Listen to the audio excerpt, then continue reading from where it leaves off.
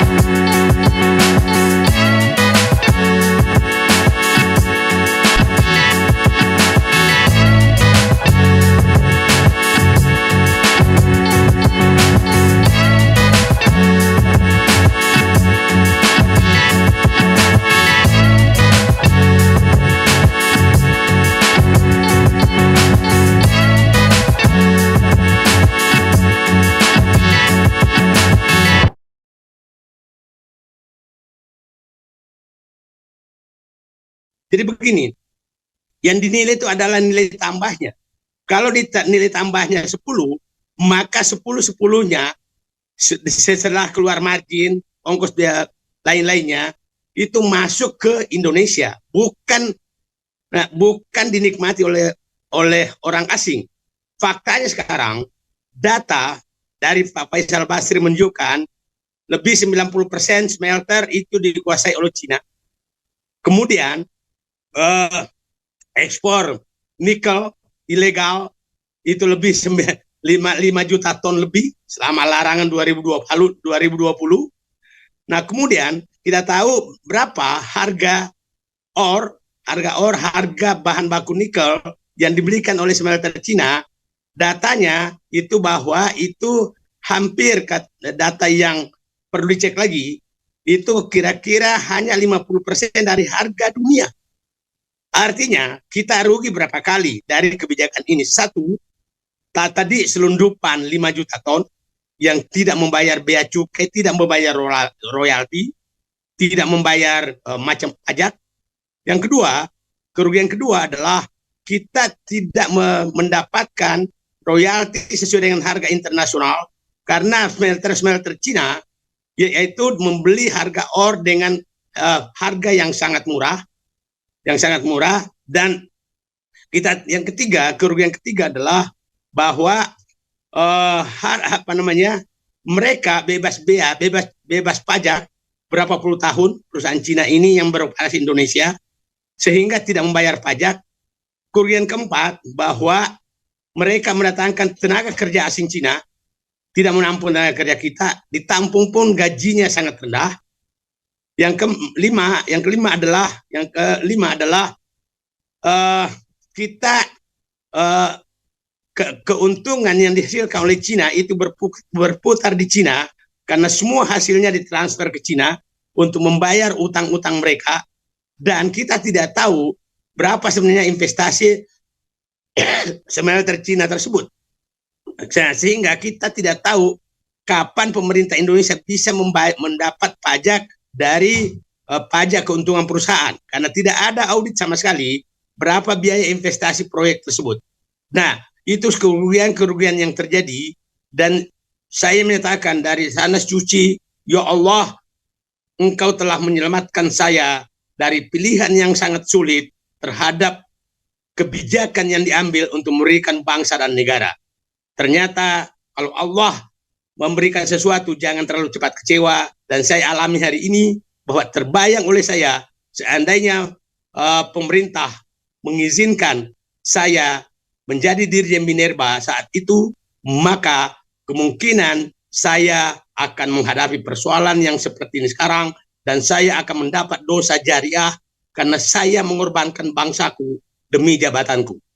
Saat itu, pada saat saya ditelepon dari Indonesia bahwa Anda ditolak di tim akhir, dan Pak Yusuf Kala membocorkan kenapa saya ditolak, maka saya hanya mengatakan beliau itu adalah yang terbaik dari Allah, karena saya terima di tanah suci, dan hari ini saya mengungkapkan ke publik bahwa ya Allah, terima kasih padamu yang telah melindungi saya. Itu pengantar dulu. Ya, Dr. Muhammad Said Dude, Bang. Apa artinya kalau secara faktual memang seperti yang didiskusikan oleh Abang, keuntungan besar diperoleh oleh Cina, dan di sisi yang lain ada latar pelonggaran atas pelarangan ekspor nikel oleh IMF dan beberapa negara di Eropa, Bang Dr. Muhammad Said Dude? Saya pikir itu perjuangan yang berbeda. Saya tidak menyalahkan bahwa pelarangan itu perlu dilakukan, dan harus ingat undang-undang pelarangan ekspor bahan baku minerba itu pada saat dibuat pada saat SBY, bukan pada saat Jokowi. Jadi bukan Jokowi yang bikin itu. Nah, di pelaksanaannya memang kita harus melihat yaitu bahwa yang sebenarnya kemungkinan besar diprotes IMF dan negara Eropa adalah kenapa tidak berlaku adil terhadap negara lain. Itu mungkin dipersoalkan. Mungkin kalau proposal saya digunakan bahwa memang setiap rupiah yang dihasilkan dari nilai tambah hilirisasi tambang itu harus dinikmati oleh Indonesia, mungkin mereka terima. Yang tidak mereka terima adalah kenapa Cina diberikan karpet merah dalam bungkus hilirisasi. Karpet merah itu tidak dibebaskan pajak, diizinkan memasukkan tenaga kerja asing, diizinkan membeli bahan mentah dengan nilai yang murah, bahkan dibiarkan tanda kutip menyelundupkan nikel, biji nikel ke Cina. Itu saya pikir yang diprotes. Yang diprotes pasti ketidakadilan. Kenapa ada negara yang diberikan karpet merah untuk menguasai nikel Indonesia? Ya, Bang, kemarin saya juga konfirmasi ke Dr. Mulyanto sebagai representasi dari Komisi 7, habis RDP beberapa dengan perusahaan-perusahaan smelter yang tadi Bang Faisal Basri juga menyebut lebih 90% dikuasai Cina. Tentang evaluasi seberapa sebetulnya audit berkaitan dengan kontribusi perusahaan-perusahaan nikel itu kepada APBN, seberapa jauh signifikansinya, termasuk juga realitas hilirisasi nikel dalam bentuk keberadaan perusahaan-perusahaan yang disenyalir dikuasai oleh Cina itu kan dalam koridor turnkey project. Sejauh mana evaluasi turnkey project yang Abang lihat? Nah, saya perlu ingatkan, turnkey project itu itulah namanya racun berbisa. Karena begini, tidak boleh ada turnkey project di Indonesia terhadap investasi. Kenapa? Itu harus kita tahu berapa investasinya, karena terkait dengan penerimaan pajak.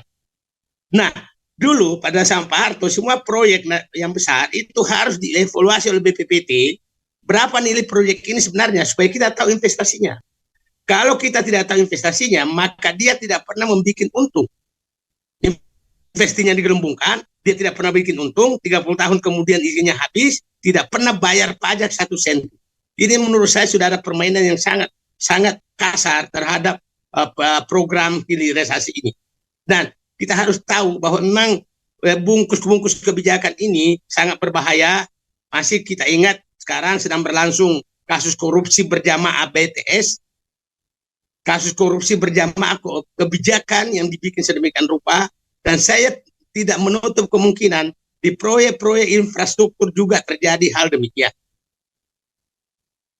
Ya, Dr. Muhammad Said Dudu, Bang, Ini kan artinya sebetulnya pemerintah harusnya mendorong representasi dari pemerintah atau negara BUMN. Sejauh ini apa sih persoalannya peran BUMN tidak sebegitu dominan dalam kaitan pengelolaan nikel ini, Bang? Jadi kita punya perusahaan nikel sejak zaman Belanda, namanya PT Aneka Tambang. Tapi kita tahu bahwa hampir sebagian besar konsesi PT Aneka Tambang itu dia dibagi-bagi oleh tanda kutip penguasa. Kita harus bahas lagi kemudian bagaimana anatomi bisnis smelter sebenarnya. Itu penting sekali karena kita tahu sekali siapa pemilik iup-iup yang ada di wilayah Sulawesi. Kita tahu siapa penikmat-penikmatnya, kita tahu siapa yang melindungi semua kebijakan ini, kita tahu semua. Dan itu gampang sekali dibongkar, dan mohon maaf, itu sebagian besar ada di lingkungan kekuasaan. Saya yakin yang berkoar-koar sekarang ini, membela 3 periode dan lain-lain, itu adalah sebagian besar adalah sedang menikmati bungkus kebijakan yang seakan-akan bagus. Ya saya ulangi, saya adalah orang yang pertama menghendaki terjadinya hilirisasi, bukan menolak hilirisasi. Tapi hilirisasi yang saya ini kan adalah bahwa setiap rupiah yang dihasilkan oleh proses hilirisasi itu harus dinikmati oleh bangsa Indonesia. Angka-angka yang diminta berapa sebenarnya nikmati bangsa Indonesia tidak pernah mereka keluarkan. Yang selalu dikeluarkan adalah berapa nilai ekspor. Tidak ada pentingnya nilai ekspor. Kalau diekspor itu barangnya Cina dimasuk ke rekening Cina, nggak ada gunanya. Nggak ada gunanya, itu sih nggak ada gunanya. Coba tanyakan berapa yang tinggal di Indonesia. Faisal Basri menyatakan hanya 10% loh yang tinggal di Indonesia. Angka ingat yang dikritik terus dulu oleh mereka adalah Freeport. Freeport itu sudah dulu 42% loh yang tinggal di Indonesia sebelum dibeli oleh BUMN, sudah 42%. 42% tinggal di Indonesia. Ini baru masuk tidak nyampe 10% yang tinggal di Indonesia. Terus kita harus bela terus. Nah, inilah dikatakan, inilah mungkin kenapa mereka mengotot sekali melanjutkan, karena takut sekali ini dibongkar. Ini salah satu menurut saya yang mereka ketakutan sekali, sehingga menginginkan siapa pengganti presiden berikutnya adalah harus dilanjutkan. Karena saya punya keyakinan besar bahwa terjadi skandal besar terhadap proses hilirisasi, proses bisnis hilirisasi yang sedang dibangun. Saya punya keyakinan. Ya, Bang Said Didu, seberapa jauh sebetulnya effort dalam bentuk regulasi Undang-Undang Minerba dan Undang-Undang Cipta Kerja yang digembar-gemborkan untuk memberikan ruang yang banyak tingkat serap tenaga kerja kepada sektor-sektor investasi, Bang Said Didu? Undang-Undang Cipta Kerja tujuannya adalah memberangus hambatan-hambatan terhadap yang diinginkan oleh para pengusaha. Itu intinya. Nggak usah berdiskusi apapun. Salah satu contohnya adalah coba untuk memutihkan 3,3 juta hektar lahan sawit yang dibangun oleh para konglomerat di daerah hutan, itu segera diputihkan setelah Undang-Undang Cipta Kerja dilakukan. Jadi Undang-Undang Cipta Kerja adalah undang-undang sapu jagat untuk menghabiskan aset bangsa demi kepentingan konglomerasi. Ya, terakhir Bang, silakan diberikan rekomendasi atas hilirisasi nikel dan dugaan kuat mengenai yang apa sebut Abang tadi, penguasaan oleh Cina mengambil keuntungan dari narasi hilirisasi nikel ini, Bang. 1, lakukan audit, buka semua, siapa pelakunya, berapa yang tinggal di Indonesia, berapa yang dinikmati orang Indonesia. Yang kedua, itu nilai tambah berapa yang tertahan di Indonesia. Yang ketiga, kalau memang melanggar Undang-Undang Minerba, maka lakukan penyitaan seluruh smelter tersebut untuk dievaluasi, bukan untuk diusir ya, untuk dievaluasi agar dilaksanakan sesuai Undang-Undang Minerba, bukan undang-undang yang sedang direvisi. Dan berprinsip bahwa setiap rupiah yang dihasilkan dari nilai tambah itu harus dinikmati oleh Indonesia, bukan dinikmati oleh orang Indonesia. Itu langkah selanjutnya. Kalau ini terus dilakukan, maka coba Anda bayangkan, masuk akal nggak sih ada ekspor 5 juta ton yang tidak ada yang tahu.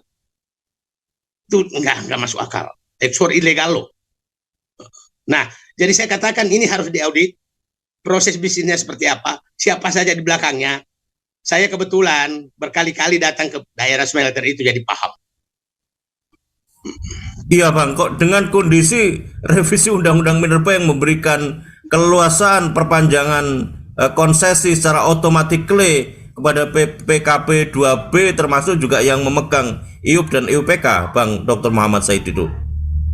Ya, itu sebenarnya kan tinggal menghitung hari BUMN akan menjadi kaya dengan tambang batu bara yang baru, tahu para oligarki bergabung merevisi, maka lepaslah burung itu yang harusnya sudah untuk bangsa Indonesia. Itulah kelakuan politisi kita. Maka dari tanah suci saya kembali menyatakan selalu sisakan ruang ketidakpercayaan kepada para politisi. Iya, terima kasih Bang Said Didu. Terima kasih, silakan dilanjut ibadahnya Bang. Ya sallallahu murakum jami'an, barakallahu fikum Bang. Terima kasih atas perspektifnya Bang Dr. Muhammad Said Didu langsung dari tanah suci Saudi Arabia, Mekah Mukarramah. Terima kasih Bang. Saya lanjut dengan para pembicara yang lain Bang. Terima kasih Bang.